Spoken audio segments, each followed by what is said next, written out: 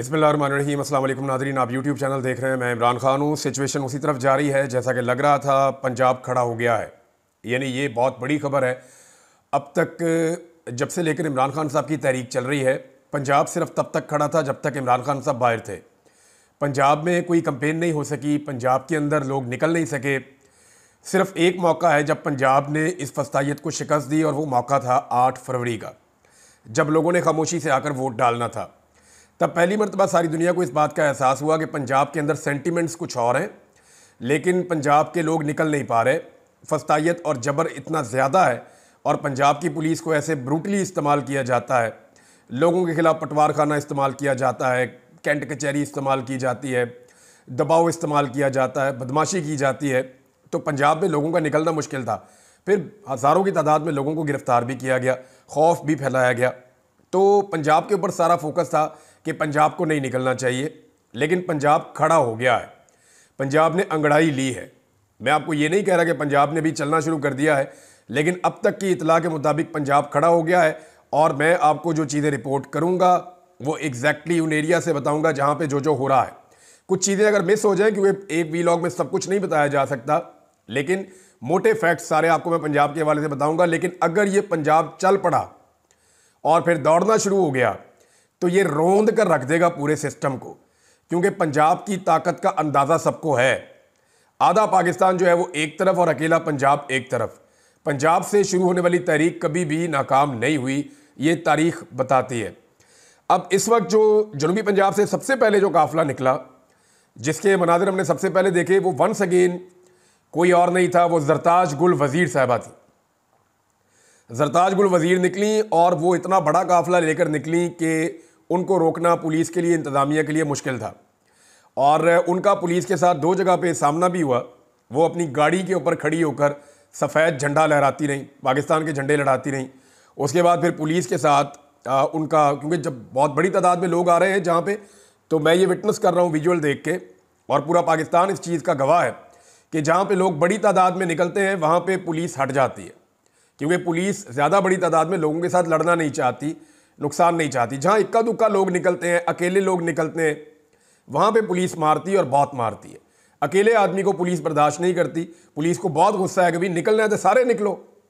ये 2-2 4-4 करके जो निकलते हैं ना, पुलिस फिर अपना गुस्सा उतारती है कि आपको निकलना है तो पूरी कौम बन के निकलो। ये 2 4 6 10 ये क्या है, फिर पुलिस मारती है। तो मामला ये है कि जहाँ पे लोग ज़्यादा बड़ी तादाद में निकलते हैं वहाँ पुलिस खुश होती है, पुलिस रास्ता देती है, पुलिस जाने देती है। और यही मनाजिर मैं अभी तक देख रहा हूँ। कुछ लोगों ने, ये बहुत थोड़े आटे में नमक के बराबर, वॉलंटरली यानी अपनी मर्जी के तहत गिरफ्तारियां भी दी हैं, और इनके विजुअल भी बना ले कारकुनों ने।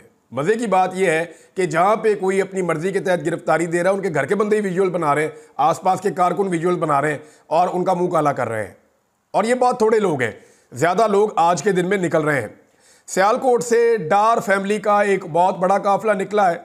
इसमें ज़्यादा बड़ी तादाद में लोग मोटरसाइकिलों पर थे, क्योंकि रुकावटें बहुत ज़्यादा हैं। गाड़ियों पे भी लोग थे, मोटरसाइकिलों पर भी थे, और ये लोग निकले वहाँ से काफिला लेकर। रेहाना डार साहिबा इसकी क़यादत कर रही हैं, और उमर डार इस काफिले के अंदर मौजूद हैं। उनको मैंने देखा, मली हैं, उनको देखा, और कुछ और वहाँ के लोग हैं, और कुछ और सियालकोट से लोग हैं। लेकिन अवाम की तादाद बहुत बड़ी है सियालकोट से निकलने वाले काफिले में। साहबजादा हामिद रजा साहब को देखा, वो फैसलाबाद से निकले एक बड़ा काफिला लेकर, और फैसलाबाद में मुख्तलिफ हलकों से लोग इकट्ठे होना शुरू हो गए, और बड़ी तादाद में आगे की तरफ बढ़ रहे हैं। अब मोटरवे को ये लोग कैसे खोलते हैं, कैसे आगे बढ़ते हैं, क्योंकि फैसलाबाद ही वो शहर है जो मोटरवे को खोलेगा। अगर मोटरवे को खुलना है तो वो फैसलाबाद के लोग खोलेंगे, और जब वो खोलेंगे और आगे बढ़ेंगे तो फिर चकवाल वालों के लिए, भेरा वालों के लिए, बाकी सारे शहरों से आने वालों के लिए रास्ता बनेगा। तो फैसलाबाद और सरगोदा का बड़ा इंपॉर्टेंट रोल है। सरगोदा से बड़ी तादाद में लोग निकले हैं। नईम हैदर पंजूथा को और दीगर कुछ और वहाँ से इलेक्शन लड़ने वाले MLA MPs को मैंने वहाँ देखा, और वो भी बड़ी तादाद में निकल रहे हैं। एक DPO आपको याद है अटक का, जिसने मरियम नवाज बनने की कोशिश की थी कि अटक हमारी रेड लाइन है, अटक को हम क्रॉस नहीं करने देंगे। मुझे तो वो DPO के अंदर ना थोड़ा मसला लग रहा था टेक्निकल। वो बैठ के वहाँ पे इंटरव्यू दे रहा है यूनिफॉर्म पहन के, एक पॉलिटिकल पार्टी बन के, और मरियम नवाज बनने की नाकाम एक्टिंग कर रहा है। और वो DPO नजर ही कहीं नहीं आया बेचारा। वो ईमान ताहिर साहिबा एक खातून है, वो अटक के अवाम के साथ निकली और निकल के वो मेन पे आ गई हैं। DPO नोवेयर, कहीं नज़र नहीं आ रहा। उसके बाद जनाब मेजर ताहिर सादिक साहब, ये अटक में मेजर ताहिर सादिक के बारे में लोग बात ठीक करते हैं कि मेजर ताहिर सादिक जो है वो एक आदमी नहीं, एक ज़िला है, और अटक के अंदर उसकी बहुत बड़ी पॉलिटिकल पावर है। और मेजर ताहिर सादिक को तोड़ने के लिए, इनको काबू करने के लिए एड़ी चोटी का जोर लगाया एस्टेब्लिशमेंट ने। एस्टेब्लिशमेंट को ये पता था कि अगर मेजर ताहिर सादिक को तोड़ लिया तो समझो 2 सीटें तोड़ ली। ये 2 सीटें झोली में आके गिर गई एस्टेब्लिशमेंट की, लेकिन मेजर ताहिर सादिक साहब पे आफरीन है, वो ज़ख्मी हुए, कारोबार तबाह कर दिया। उनके दामाद हैं वसीम, वो वसीम साहब का सारा होटल तोड़ दिया, उनका कारोबार, उनके दफ्तर तोड़ दिए, लेकिन इन लोगों ने सरेंडर नहीं किया। तो इमाम ताहिर साहब और मेजर ताहिर सादिक, DPO गायब, और सड़कों पे अवाम है अटक की, और ये लोग हैं। रावलपिंडी और लाहौर में शदीद लड़ाई चल रही है। लाहौर के मुख्तलिफ इलाकों से लोग निकल रहे हैं, टोलियों में निकल रहे हैं, 50 आदमी, 100 आदमी, 150 आदमी, इस तरह निकल रहे हैं। ख़वातीन भी निकल रही हैं और ये इकट्ठे होना चाह रहे हैं। पुलिस इन्हें इकट्ठा नहीं होने दे रही। आलिया हमजा साहबा को मैंने देखा, वो गलियों में से निकल के बड़ी मुश्किल से अपने आप को सर्वाइव कर रही हैं कि मैं गिरफ्तार होने से बच जाऊँ। कुछ और लोग हैं वो भी ऐसी हिकमत अमली में। हाँ, शाहदरा में लोग इकट्ठे हुए हैं, वहाँ पे पुलिस के साथ लोगों की बड़ी झड़प हुई है और वहाँ लड़ाई चल रही है। गुजरावाला की सड़कों के ऊपर लाठी चार्ज और पथराव और ये सारी चीज़ें हो रही हैं। गुजरावाला के मनाजिर भी मैंने देखे हैं। लेकिन जो लाहौर है, लाहौर की पहले बात कर लेते हैं। लाहौर पे इनका सबसे ज़्यादा फोकस था। ये लाहौर को एक किले की तरह बनाया था। कोशिश ये है कि लाहौर से लोग ना निकले। लाहौर में पाकिस्तान तहरीक इंसाफ ने स्वीप किया था। सिर्फ एक नशिस्त है कौमी असम्बली की जिसपे पाकिस्तान तहरीक इंसाफ वहाँ पे हारी है। बाकी सारी सीटों पे पाकिस्तान तहरीक इंसाफ लाहौर से जीती हुई है। तो अंदरून लाहौर जितना भी है वो सारा पाकिस्तान तहरीक इंसाफ का गढ़ है। लोग निकल रहे हैं, लड़ाई करते हैं, फिर इधर चले जाते हैं, निकलते हैं, लड़ाई करते हैं, और पुलिस के साथ उनकी एंगेजमेंट चल रही है। और अब देखना यह है कि लाहौर किस वक्त इकट्ठा हो जाता है। और अजीबोगरीब बात यह है कि मुस्लिम लीग नून जो है वो लिबर्टी चौक के विजुअल, भाई उधर तो किसी को बुलाया ही नहीं। इमरान खान ने बुलाया डी चौक, और जब लोग डी चौक जाएंगे तो वहाँ के विजुअल्स आप दिखा दीजिएगा। लिबर्टी चौक में लोगों ने क्या लेने आना है? लाहौर में तो कोई एहतजाज नहीं हो रहा। लोग तो जा रहे हैं टूवर्ड्स बत्ती चौक, और बत्ती चौक की सराउंडिंग में इस वक्त लड़ाई हो रही है। अगर ज़्यादा बड़ी तादाद में लोग वहाँ पहुँचेंगे तो पुलिस वहाँ पे भी लोगों को वेलकम करेगी। लाहौर से एक रास्ता बाहर जाता है, बहुत सारे रास्ते हैं, सारे बंद किए हुए हैं, लेकिन एक बहुत पुराना पुल भी है लाहौर में, रावी पुराना पुल। ये बहुत पुराना पुल है, बिल्कुल खस्ता है। और एक पुल जो है वो बहुत आगे जाके भी है। अब इन दोनों में से एक पुल है, क्योंकि दोनों की शक्लें भी एक जैसी हैं। वहाँ से मुझे एक दोस्त ने वीडियो भेजी कि लोग उसको क्रॉस कर रहे हैं और लाहौर से बाहर निकल रहे हैं। ये जा रहे हैं काला खताई वाली साइड पे। ये जो दूसरा रोड बाहर आता है लाहौर से शाहदरा वाली साइड पे, ये उस तरफ को क्रॉस करके जा रहे हैं। और वहाँ से बहुत बड़ी तादाद में लोग और गाड़ियाँ लेके उस तरफ को निकल गए। ये टूटा हुआ पुल है, ये किसी वक्त भी गिर सकता है, लेकिन लोग यहाँ से बाहर की तरफ जा रहे हैं रावी को, दरियाए रावी को क्रॉस करते हुए। तो ये पुराना पुल साइड जो है इसको लोगों ने इस्तेमाल किया, और ये पुलिस नहीं करवाया। यानी पुलिस ज़ाती तौर पे चाहती है कि उनके बच्चों के लिए पाकिस्तान महफूज मुल्क बन जाए। पुलिस खुद भी तंग आ गई है कि हमारा काम क्राइम फाइटिंग है, हमें 2-2.5 साल से लगाया हुआ है एक सियासी जमात को कुचलने पर। वो पहले से ज़्यादा मजबूत और ताकतवर हो गई है। हमारे अपने घर वाले, मुझे पुलिस वाले कहते थे कि इमरान भाई हम आपको पकड़ते हैं, हमारे घर वाले हमें गालियाँ देते हैं। वो ये कहते हैं हम PTI के लोगों को पकड़ते हैं, हमारे घर वाले हमें गालियाँ देते हैं। वो ये कहते हैं कि तुम लोग जुल्म और जबर के साथी बने हुए हो, तुम लोग गलत कर रहे हो। तो बहुत सारे पुलिस वाले, एक ने नहीं ये बात की, मैं नाम भी ले सकता हूँ, बेशुमार सीनियर ऑफिसर ने मेरे साथ ये बात की है। और इसके अलावा जी महर अब्दुल सत्तार, इनका नाम ना लिया तो ज़्यादती हो जाएगी। महर अब्दुल सत्तार ने एक दफ़ा फिर मुज़ाहमत की तारीख रकम की है। ये ओकाड़ा से हैं। इन्होंने अपनी सारी ज़िंदगी मुज़ाहमत में गुजारी है, क्योंकि इन्होंने अवाम का एक बड़ा मुकदमा लड़ा है हमेशा से। तो महर अब्दुल सत्तार साहब जो हैं, उन्होंने मस्जिद में बाकायदा ऐलान करके अपनी तहरीक का आगाज़ किया, लोगों को इकट्ठा किया। इससे पहले इनको पुलिस गिरफ्तार करने आई, बहुत बड़ी तादाद में आई, तो पूरा गांव इकट्ठा हो गया और उन्होंने महर अब्दुल सत्तार का दिफा किया। और महर अब्दुल सत्तार साहब सड़क के ऊपर जब आए तो इनके पीछे बहुत बड़ी तादाद में लोग, पूरा गांव इनको लेकर आ रहा था और आगे लोग इनका इंतज़ार कर रहे थे। तो पुलिस ने रास्ते में ब्लॉकेज लगाया, तो पुलिस से तो 6 गुना लोग थे वहाँ पे और पुलिस उनको नहीं रोक पाई। तो महर अब्दुल सत्तार जो है वो अब तक की इत्तला के मुताबिक तो गिरफ्तार नहीं हुए, और वो भी अपने लोगों को लेकर इस्लामाबाद की तरफ बढ़ रहे हैं। पुलिस ने बदतरीन टॉर्चर किया कई जगहों पे, स्पेशली लाहौर में, मुल्तान में और कुछ और जगहों पे।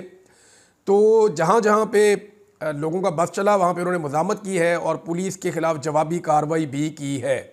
कंटेनर, हम सुबह से ये मनाज़र देख रहे हैं कि तिनकों की तरह कभी इधर जा रहे हैं कभी उधर जा रहे हैं। एक दौर होता था कंटेनर सामने एक खड़ा हो जाता था ना, तो लोग खड़े होकर सोचते रहते थे इसको कैसे हटाएंगे, ये तो बहुत वजनी होता है। इसको तो हटा नहीं सकते। फिर लोगों ने सीखा कि एक और एक 2 हाथ होते हैं। फिर लोगों ने यह सीखा कि अगर 4 बंदे हों तो 8 हाथ होते हैं। फिर लोगों ने यह सीखा कि अगर 100 बंदे हों तो 200 हाथ होते हैं। और फिर लोगों ने कंटेनर्स को धकेलना शुरू किया और आज हमने मनाजिर देखे कि 10-10, 12-12 कंटेनर ऊपर नीचे करके ऐसे चौड़ी दीवारें बनाई हुई हैं, उनको भी मशीनें लगा के लोग धक्के लगा के रस्से बांध के लोग खींच खूंच के तिनकों की तरह साइडों पे कर रहे हैं। ये मैंने आपको कल कहा था, बहुत सारे लोगों को अजीब लग रहा था कि ये क्या बात कर रहा है। तो मैंने कहा था कि अगर आवाम निकली तो ये कंटेनर नजर भी नहीं आएंगे, ये खंदकें रास्ता रोक ही नहीं सकेंगी। तो अभी तक कोई बड़ी लड़ाई देखने में नहीं आई इस वक्त जब मैं ये वीडियो रिकॉर्ड कर रहा हूं, लेकिन जहां जहां पे कंटेनर लोगों के रास्ते में आए, लोगों ने तिनकों की तरह हटा दिए हैं। सिर्फ लाहौर में, मुल्तान में, और एक लड़ाई जो है वो रावलपिंडी में बहुत बड़ी हो रही है। रावलपिंडी में लोग फैज़ाबाद की तरफ आना चाहते हैं और बड़ी तादाद में फैज़ाबाद की सराउंडिंग में हज़ारों की तादाद में कारकुन मौजूद है। और रावलपिंडी का बताऊं, 13 की 13 सीटें रावलपिंडी डिवीज़न से पाकिस्तान तहरीक इंसाफ ने जीती हुई हैं। ये इतनी बड़ी कामयाबी है, तो रावलपिंडी में कैसे रोका जा सकता है लोगों को? लोग बड़ी तादाद में, और यहीं से लोगों ने इस्लामाबाद में दाखिल होना है। मेरे ख्याल में अगर रावलपिंडी पहले इस्लामाबाद में दाखिल हो गया तो फिर बाकी शहरों के लिए गुंजाइश नहीं बचेगी, क्योंकि रावलपिंडी के अंदर पाकिस्तान तहरीक इंसाफ का इस डिवीजन में तकरीबन 1.5 मिलियन वोट है। 1.5 मिलियन तो सिर्फ वोट है, सपोर्टर बहुत बड़ी तादाद में है। और अगर ये लोग वहां से निकल आए और रावलपिंडी से 2 लाख या 1 लाख आदमी भी पहुंच गया तो फिर गेम हाथ से निकल जाएगी। बाकी सबके पहुंचने तक बात बहुत आगे निकल चुकी होगी। लेकिन वहां पुलिस बदतरीन शेलिंग कर रही है, बदतरीन टॉर्चर कर रही है। जो बंदा काबू आता है उसको बहुत मारते हैं। तो पुलिस वाले वहां पे तशद्दुद कर रहे हैं। अभी कारकुन आगे से जवाब देना शुरू हुए हैं। अभी ये रिपोर्ट हुआ थोड़ी देर पहले, लेकिन आगे जाकर क्या बनता है वो आपको मैं अगले वीलॉग में बताऊंगा।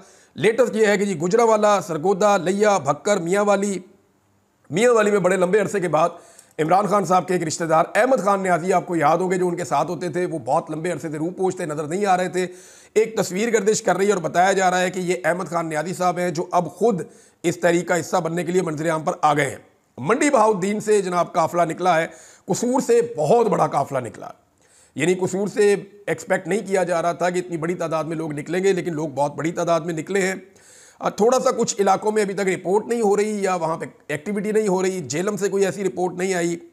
गुजरावाला में लड़ाई ज़रूर चल रही है, लेकिन काफिले अभी हमने नहीं देखे। चकवाल, खुशाब, मुल्तान की क़यादत के बारे में कहा जा रहा है कि वो गिरफ्तार हो गए हैं। ज़ैन कुरैशी और आमिर डोगर वगैरह, उन्हें मेरे ख्याल में मुज़ाहमत करनी चाहिए थी और उन्हें अपने कारकुनों को लीड करना चाहिए था। बेहतर हिकमत अमली होनी चाहिए थी।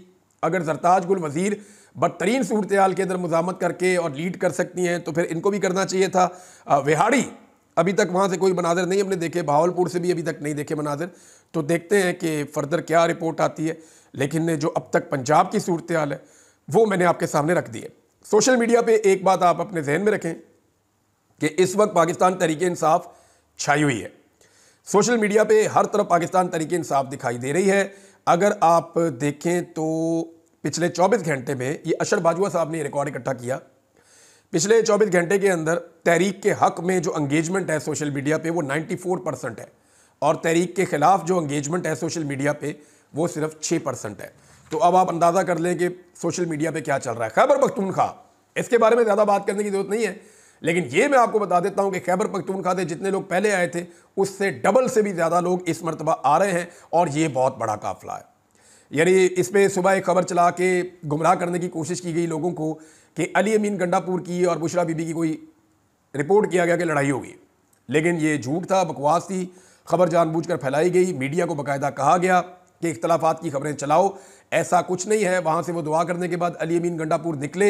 यहाँ 4 से 5 बड़े काफिले हैं। मैं आपको पाँचों का बता देता हूँ कि इस वक्त जो सड़कों पे हैं। नंबर 1, साउथ से एक काफिला आ रहा है खैबर पख्तूनख्वा के। इसमें वज़ीरिस्तान, करक, DI खान और बलूचिस्तान से जो काफिले पहुँचे हैं, जो DI खान तक पहुँचे थे, ये सारे इकट्ठे होंगे और ये CPEC के रास्ते से पहुँचेगा M1 मोटरवे पर, यानी जो पेशावर वाली मोटरवे, वहाँ पे इस्लामाबाद पेशावर वाली। दूसरा मरकजी काफिला जो है ये पेशावर से निकलेगा अली अमीन गंडापुर की क़यादत में, और सूबे के मुख्तलिफ इलाकों से और पेशावर की सराउंडिंग से आने वाले कारकुन इस काफिले के साथ चलेंगे। तीसरा, ये जो साउथ वाला काफिला है, इसको वहाँ से मैंने देखा शाहिद खटक बहुत बड़ा एक ग्रुप लेकर आ रहे हैं। शेर अफजल मरवत के भाई एक बहुत बड़ी तादाद में लोगों को लेकर आ रहे हैं। नूरुल हक कादरी साहब बहुत बड़ी तादाद में लोगों को लेकर निकले हैं।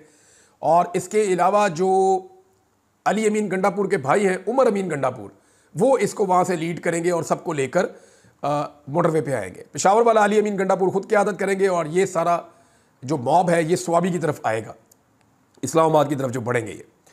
फिर तीसरा जो एक बहुत बड़ा काफिला आ रहा है वो हज़ारा। ये कहाँ से आ रहे हैं? नारान, कागान, बालाकोट, हरीपुर, एबटाबाद, हज़ारा, ये सारे लोग इकट्ठे होकर मोटरवे के रास्ते से पहुंचेंगे M1 पे, यानी पेशावर इस्लामाबाद मोटरवे पे, और ये स्वाबी से थोड़ा सा इस तरफ ये ज्वाइन करेंगे पाकिस्तान तहरीक इंसाफ के मरकज़ी काफ़िले को।